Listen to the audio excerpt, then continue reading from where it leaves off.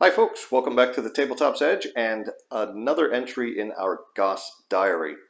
Now since the last entry I have continued through with the beginning portion of the PM turn of June 6th. Having wrapped up the amphibious invasion stage, you can see the beach display and the American landing diagram are both gone since I've done with those here. That's freed up quite a bit of space here on the table in the corner. The Commonwealth landing diagram is still on map down here, and that's because there are a handful of 79th Armored Division units which cannot enter the main map until the AM turn of June 7th. So once I get through this turn and the night turn, then I'll be able to pull those units off of the landing diagram. That's going to free up another big chunk of table space for the display aids. So far, I am overall enjoying the game quite a bit. I haven't gotten too far into the PM turn. We're right at the beginning of the combat phase, and you can see here there are a few units, American units, designated for tactical assault. Now in Goss, there are two types of attacks which they refer to as ground assaults. There are tactical assaults and prepared assaults. And one of the big differences between the two is that a tactical assault can only be made by a single stack of units, whereas a prepared assault will allow all of the units that are marked prepared assault to combine and attack the adjacent defender's hex. Now the Allies are prohibited from entering prepared assault mode on June 6th. Now that's right, prepared assault is actually a mode, and for those of you that have played Operational Combat Series by MMP, you'll be very familiar with the concept of modes, and I'll talk more about the Goss modes here in detail in a few minutes. But the point now is that the Allies are prohibited from making any prepared assaults, which is one reason why the combats have been fairly small and simple to resolve so far. Here we're looking at Omaha Beach, and you can see a few more attacks at either flank of the beachhead there. And as we move into the British sector, you can see a string of tactical assaults that will be resolved here shortly by them. Now, one of the things I'm really enjoying is seeing the beachheads kind of expand. You can see the Commonwealth beaches here. All three of them have been linked together laterally, and now they're trying to push further south. Out here at Omaha, you can see the size of the beachhead here is considerably smaller than what you're seeing over here in the British sector, reflecting the fact that Omaha was not cleared until several hours after the British beaches. And then out here at Utah, the amphibious forces are starting to push off the beach. They have linked up with the paratroopers here, and they're going to begin the process of cutting the peninsula here, as well as driving on Cherbourg, while also trying to go the other way and link up with Omaha Beach. So right now, Omaha is still isolated from the British beaches, and there's quite a gap between the Americans out in the west and those at Omaha Beach. One of the things that I'm kind of discovering here as I'm working through this is that the large number of special rules in Atlantic Wall are kind of keeping me from experiencing the full Goss system. Now, it's to be expected that you're going to have a lot of special rules just due to the unique nature of the amphibious invasion and the paradrop landing. But it extends to things like the logistics system. So I've yet to have to really deal with any of the Goss logistics, and as such, I can't really comment on the logistics system, whether I like it, whether I don't like it, how complicated it is, that kind of stuff. The logistics rules are phased in Atlantic Wall over the first several days, and I think that's both good and bad to that. The nice thing is, since they're getting phased in, I don't have to worry about them. It's one less thing I have to think about as I'm trying to learn the game. But on the other hand, I am trying to learn Goss, and I can't learn the system if I'm not experiencing and using the rules. I've read the rule book a few times through now, and I want to be able to use those rules before I forget everything I've read, because it's going to be a while yet before the the regular Goss logistics system is in play in this game. For example, the Allied Corps headquarters don't even show up on map until June 10th. So that's going to be another 10 turns of gameplay before I start to get a good idea of how the logistics systems work, at least on the Allied side. Now, I do, like I said, I am enjoying Atlantic Wall. There's a lot of things that that I'm discovering as I'm trying to teach myself this system that I like about the game. And I would have no problem using Atlantic Wall to teach a new player Goss were I an experienced player, in part because the special rules sort of allow you to not worry about some of the subsystems in the game, and it would allow a new player, I would almost certainly give them some allied troops to command. They could focus on the very basics of just moving and fighting with them before we have to worry about the more involved aspects of logistics and unit modes and that kind of stuff. However, I'm not teaching somebody else how to play. I'm trying to teach myself how to play Goss, and that got me thinking. And this is the results of my thoughts. What you're looking at is Hurtgen Hills Forest, which is the second game in the Goss series, the one published immediately prior to Atlantic Wall. And if you ask experienced Goss players, this is the game that they will recommend you teach new players the Goss system. And I can see why for a couple of reasons. First of all, it's the smallest of the 4 boxed games by a fair amount. It's only 2 maps. I think the number of counters involved is again smaller than any of the others. But also the game exclusive rules, or the scenario rules, special rules, whatever you want to call them here, only amount to about 7 pages of special rules, which is considerably less than Atlantic Wall. And if I recall correctly, it's also much less than either Lucky Forward or Wacht am Rhein. So there's no complicating matters with additional special rules that new players need to learn. This is probably about as close to just pure standard Goss as I think you're going to find in any of the games. And because you are going to experience the full Goss experience right from the beginning of game turn 1, I've decided to go ahead and set this up at the beginning of the September scenario. And I'm going to switch gears here from Atlantic Wall. I'm just going to put that on pause for the time being and come over here to play Hurtgen, just until I get to the point where I feel that I'm comfortable or have mastered most of the Goss systems, and then I will return to Atlantic Wall. So over the next several diary entries, we're probably going to be using and seeing this game in action, and the decision to switch over to Hurtgen has already been paying dividends. Now, before we talk about that, I just wanted to show those of you that are unfamiliar with the game what it covers.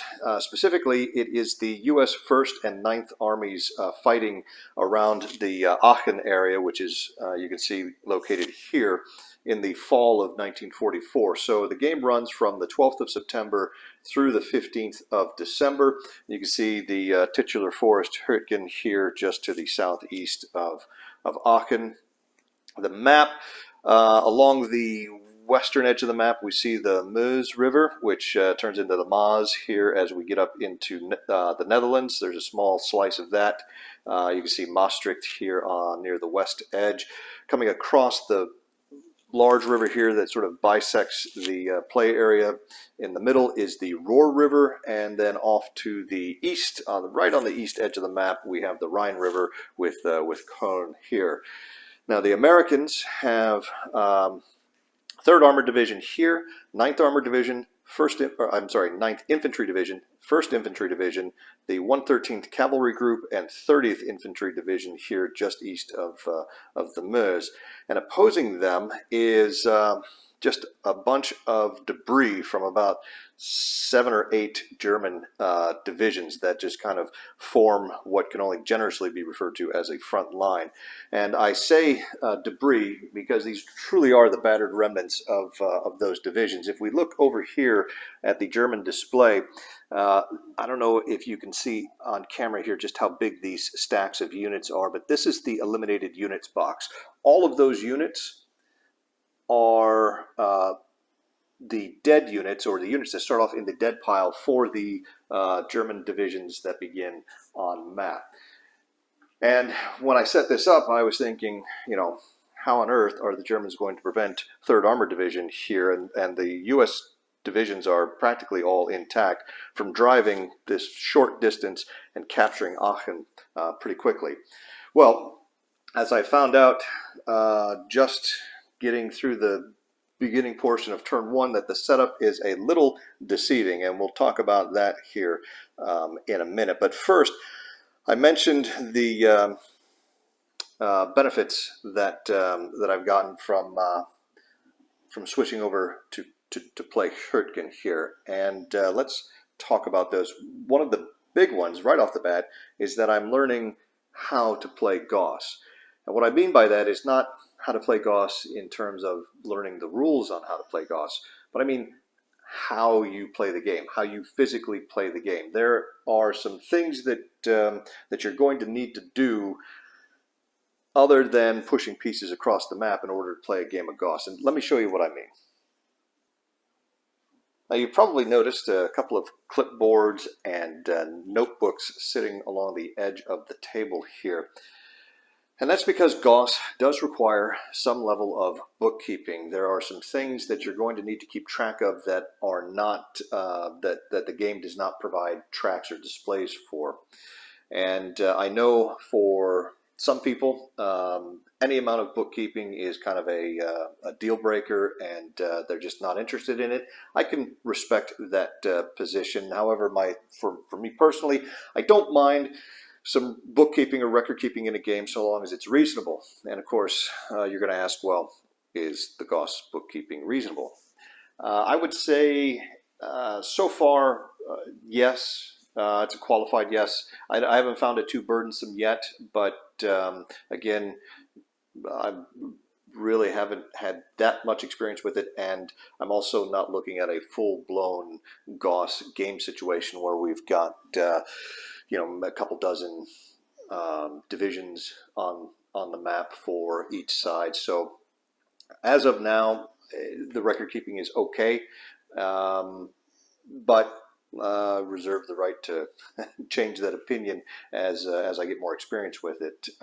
As an example of the kind of things that you're going to need some bookkeeping for with Goss, we'll start off here with this notepad. You can see I've got air allocation here. Goss handles air power in an abstract air points system, where each turn the game, usually in the game record track or the reinforcement list, will tell you how many air points each side gets. Now, one of the first things you're going to do in the AM game turn, so this is done just once per game day, is you're going to then allocate all of those air points to one of 4 particular missions. So you've got ground support, ground interdiction, supply interdiction, and air superiority.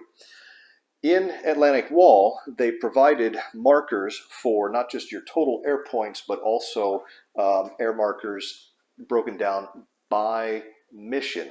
They did not provide those in this game, which means I have a marker here. You can see for the number of air points, those are just the total air points that the Americans have. But when I go ahead and allocate those air points to the actual missions, I've got to keep track of how many I've assigned to which mission, which means I've got to keep track of that because there are no markers provided and no record tracks for that. I've actually got to write that down. So you can see here, for example, on game day 1, the U.S. has 4 air points assigned to air superiority mission, 6 to ground support, and 6 to ground interdiction, and the Germans allocated all 4 of theirs to air support. Now this GI over here, that's the ground interdiction value. Again, there's no place in Hurtgen for you to track that on the respective displays. They do have that track in Atlantic Wall, and I'm hoping that means it's also in Lucky Forward, the two newer games in the system. But again, that doesn't alleviate the fact that you're going to have to track that ground interdiction value on paper separately for this game and for, I would imagine, Wacht am Rhein, the one that preceded it.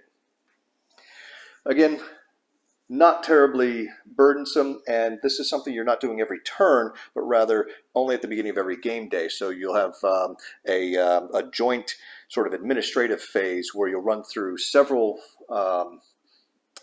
steps, both sides simultaneously, and then that's going to set you up for the following AM turn, PM turn, and night turn. One of the things that I have also done is gone out to Board Game Geek and found that there are a number of play aids that folks have developed there. There's one particular play aid that I really have found very useful. I think it's referred to as the Mega-SOP for sequence of play aid. It's 11 pages, so it's rather extensive, but what I like about it is it's got all of the little rule reminders and tips, and in some cases actual charts reproduced in this single document. Now, with Lucky Forward, decision games themselves have provided a lot of play aids, more than they have in earlier games in the series. This is their version of the sequence of play. You can see it's a two-sided play aid. But then they have these additional play aids with all kinds of rules, reminders, and tips for various parts of the rule system. Here, this is the command and general supply procedures. We've got on-hand supply and out-of-supply effects. We've got a nice movement and terrain effects chart here. And then on the back of that, stacking and movement procedures. Well, these are really nice play aids. They've got a ton of information that I've found very helpful so far in trying to learn the game. The problem with them is their organization. They're not really well organized, and you can see with the number, and this is not even all of the play aids that Lucky Forward comes with, but you can see the number of different sheets of play aids you have.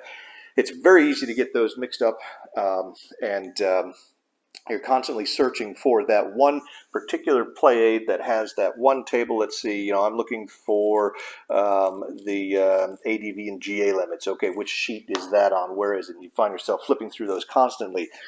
This particular fan-made play aid contains all of the information that you find over there, except it has it in the sequence of play. So when I am in the mode determination phase, I've got all of the rules and reminders that I need for the various modes. As I continue through the turn and I'm looking at the fuel delivery segment, and I move into the assigning fuel points to headquarters, I've got my mode determination. All of this, as I work through the construction phase and the combat phases, everything I need is right here and well organized. So I've been using this as opposed to the official play aids that come with the game. Again, that's not to say that the info on here, that these aren't bad. They're just not as well organized, I think, to be quite as useful. So going out online, finding some useful play aids has been extremely helpful, and I recommend anybody who is going to attempt to learn this system go and check out each of the 4 games at Board Game Geek, because they all have some different play aids that you might find useful. Next up, you can see we have a couple of clipboards here. I've got one for the Americans and one for the Germans. And let's take a look at these a little bit closer. I have a couple of things that I keep on the clipboards for each side in the game.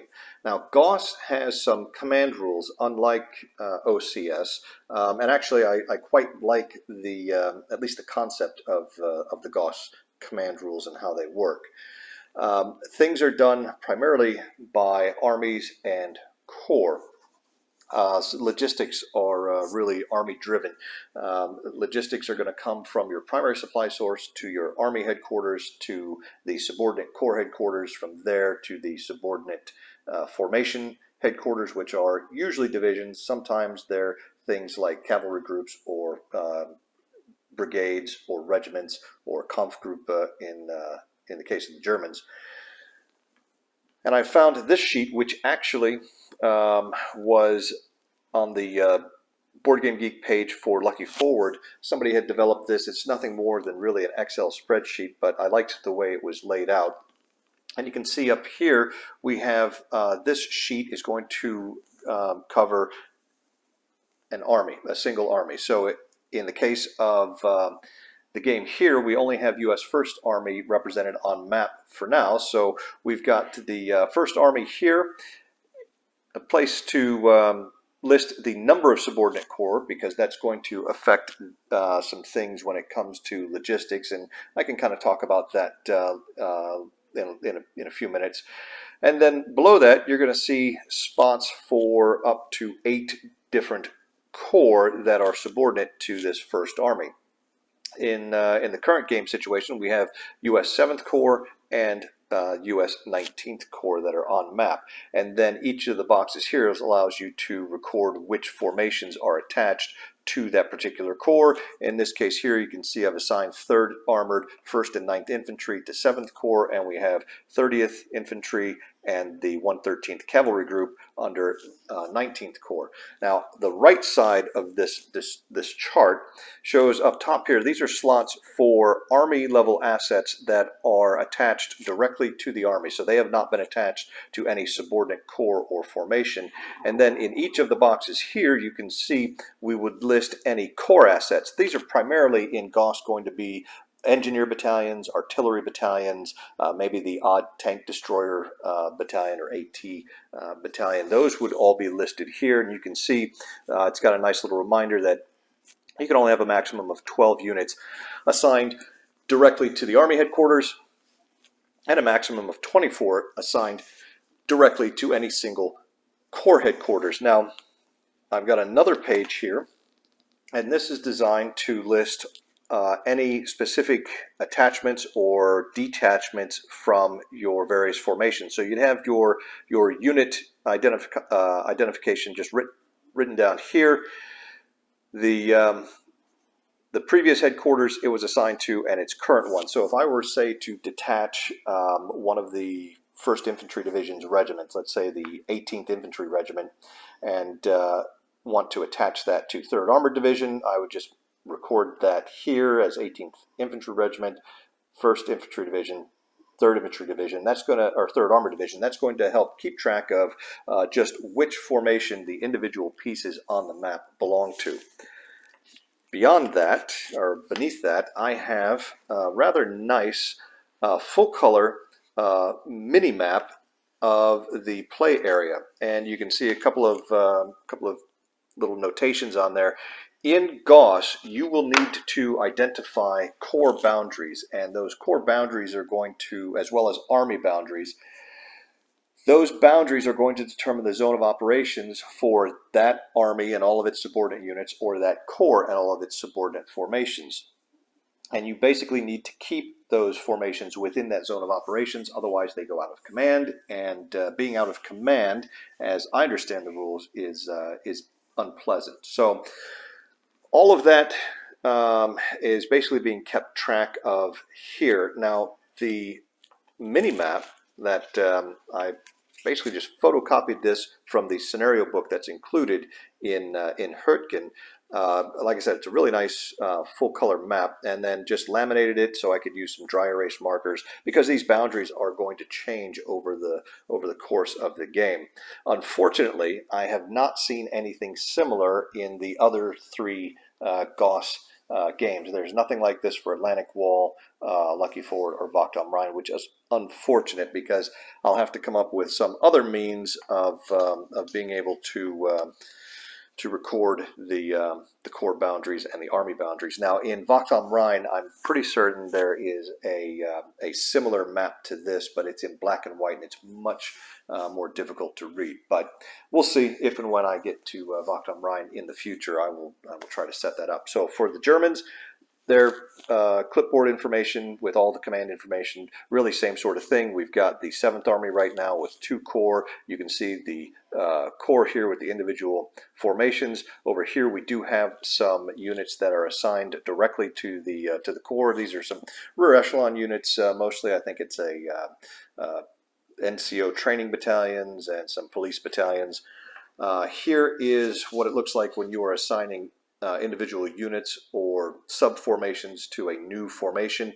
With the scenario setup for the September scenario, the 526th Training Division has a number of training battalions that are set up on map, kind of in this general area.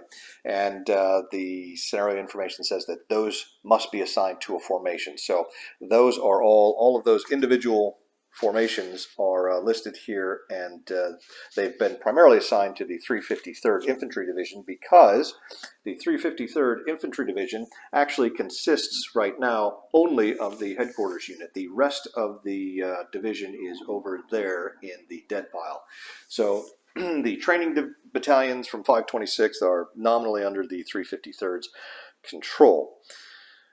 Now, that is, it's been, like I said, an interesting to see exactly how much record keeping, trying to figure out how I'm going to do this record keeping. I think I've got a system here that is going to work pretty well and not be terribly cumbersome, but also give me the information I need at a glance. So if any of you experienced Goss players out there have any suggestions, recommendations, things of what you like to do as far as managing the bookkeeping when playing Goss, please let me know in the comments below. Not only will it help me out, but it could help out other potential Goss newbies.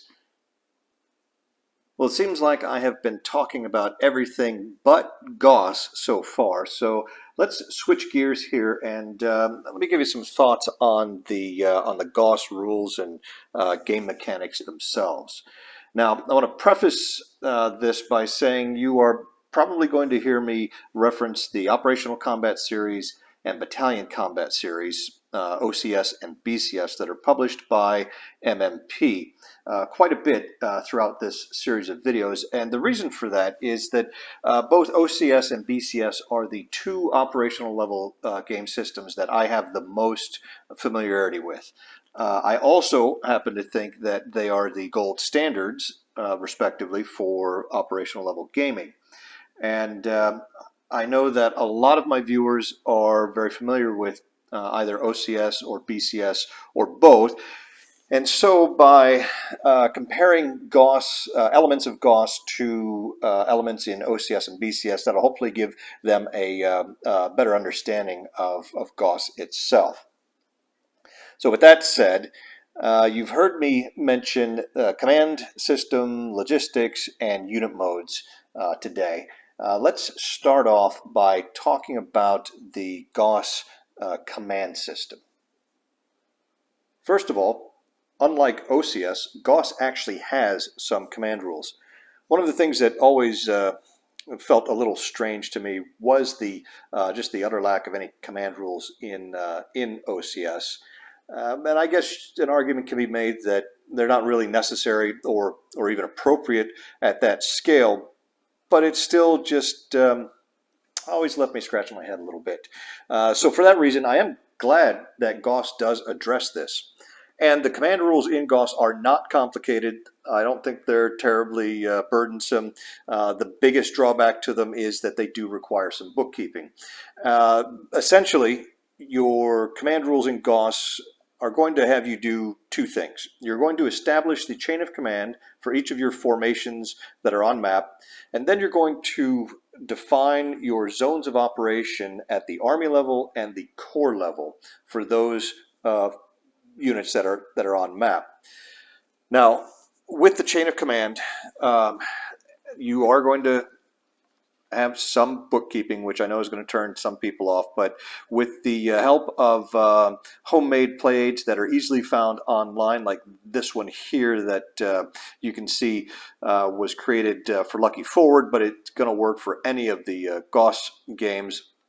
This allows you to easily keep track of which formations are part of which corps and which corps belong to which army. Now, for each army that I have on map, I'm going to need a separate sheet because each sheet is designed to show the constituent units of a single army. In this case, we have the U.S. First Army. And you can see on map right now at the start of the September campaign, we have the 7th Corps and the 19th Corps.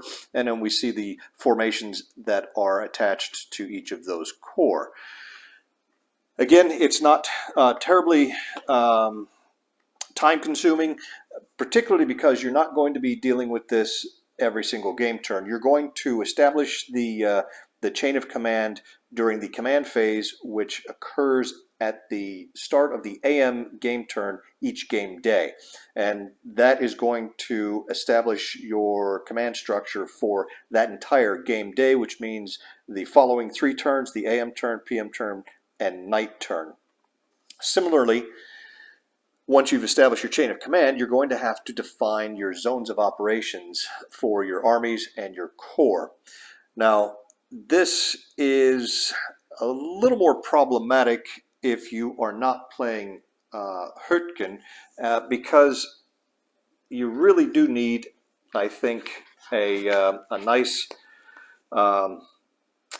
map graphic, preferably laminated, that you can use some dry erase markers on, because these borders are going to be shifting, again, potentially from game day to game day. And with Hurtgen, it's a small enough Goss game that they were able to provide a very nice kind of a 2-page spread in the scenario book that photocopies very well. It's in full color, so it's nice and easy to read. And you can see here for the Americans, there's only a single army on map at the start, 1st U.S. Army. So this all belongs to 1st U.S. Army. And the border between the 19th Corps and the 7th Corps is this black line you see here. And this can be changed on a daily basis. Now, the corps boundaries can be changed, as I understand it, fairly easily from day to day. The army boundaries are going to move more slowly. I think it's once every 3 game days, although I do think that's specific to each game. I know in Atlantic Wall you can only change the Allied army boundaries once every 3 game days, and even then you can only move it by up to 2 hexes left or right. So army boundaries appear to be harder to shift in Goss than your corps boundaries. Now, these command rules are going to tie in very closely to the logistics. For one, you cannot trace supply from the primary supply source to the Army headquarters outside of the Army's zone of operations, and likewise you cannot then trace that supply line from the Army headquarters to the Corps headquarters outside of the Army zone of operations. And then for the Corps tracing to their formations, again, it needs to stay inside that Corps zone of operations.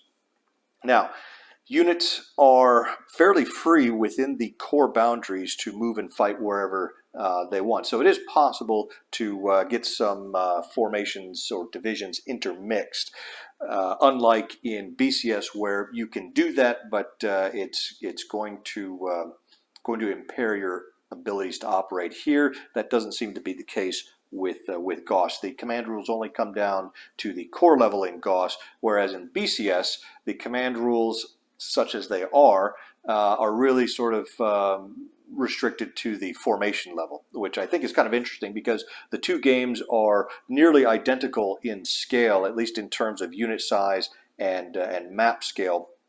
So you have one where you've got command rules in effect up to, say, the division level, and then you've got the other game where there's nothing down at the division level, but it addresses the corps and army levels. So just kind of an interesting dichotomy, I think, on that.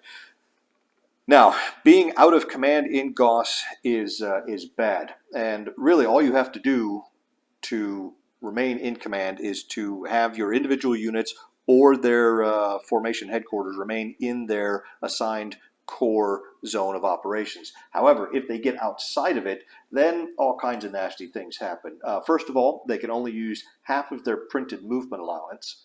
They cannot enter prepared assault strategic move or exploitation modes, and we'll talk about what those mean here in a little bit. But being limited to not being able to do any prepared assaults is kind of a big deal. They also cannot spot for any aerial ground support missions or naval gunfire missions, and your artillery, they can only spot for artillery that are also part of their specific formation. So nothing from other formations or the Corps headquarters or even their Army headquarters. And then likewise, artillery that is out of command can only fire support missions for units that are part of their specific formation. So you're really kind of limiting your artillery access by being out of command. You also may not attach or detach units. So out of command, not good. And keep in mind that if you are out of command, that's only checked once a day in the command phase. So if you're out of command at the beginning of the day, you are going to be considered out of command for the entire game day. So that's the next 3 turns. So it is something you're going to want to keep an eye on. And again, where it gets a little bit of a pain is the fact that the core boundaries aren't represented anywhere on map. So you're going to have to remember those or keep referring back to your map graphic showing the respective boundaries whenever you're operating near those boundaries. Now, I mentioned that the command rules interact pretty heavily with the logistics rules, particularly the chain of command. And I want to talk about that in some detail here, but I have been kind of going on for a while now. So I think what I'm going to do is maybe wrap up this episode of the diary, and we'll pick up right here with the next entry in the diary, where we'll talk about the logistics system and also the unit modes. I think couple of key or unique aspects of Goss that that I really like and really want to kind of talk about, especially in comparison to how, say, OCS or BCS does it. So until next time, appreciate you watching today. Take care, and we'll see you then.